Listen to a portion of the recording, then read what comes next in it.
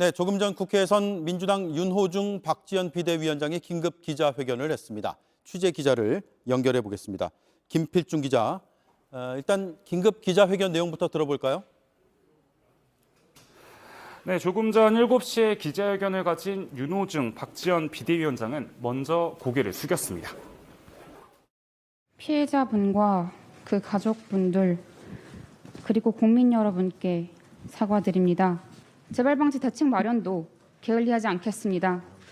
지방선거 출마자 전원을 대상으로 성범죄 예방 교육을 실시하고 서약서도 받겠습니다.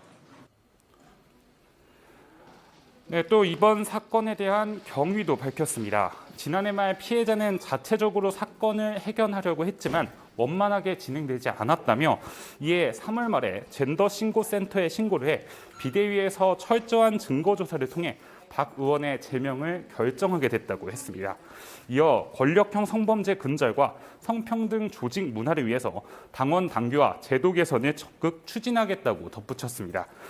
당 차원에서는 여러 증언 등을 확인했지만 박완주 의원은 다르게 판단하고 있는 것 같다고 당 관계자가 밝혔고 본인의 입장을 당 차원에서 더 듣지는 않았다고 덧붙였습니다.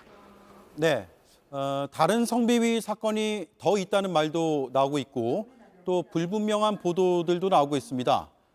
앞서서 안지영 기자 기사를 보면 박완주, 김원희 의원에 대한 내용이 있는데 그 외에 다른 의원도 있다는 얘기입니까? 일단 오늘 당 관계자는 그 외에 다른 의원에 대한 제보가 들어온 건 없다고 밝혔습니다. 민주당 보좌진협회는 성명을 내고 민망하고 또 실망이 크다며 다른 성비위권도 조치하라고 당에 촉구를 했습니다. 일단 박완주 의원의 성비위 의혹과 민주당 김원희 의원실에 발생한 성비위 사건에 대해 김 의원이 소극적으로 대처했다는 내용 외에 공식적으로 접수된 제보는 없는 것으로 파악됐습니다. 당초 다른 의원들도 성비위가 있다는 취지의 언론 보도가 있긴 했었지만 당 관계자는 위의 2건 외에 당에 접수된 건 없다고 했습니다. 그렇군요. 그런데 민주당이 성비위로 고개를 숙인 건 이번이 처음이 아니잖아요. 반복되는 이런 성비위의 이유가 있습니까?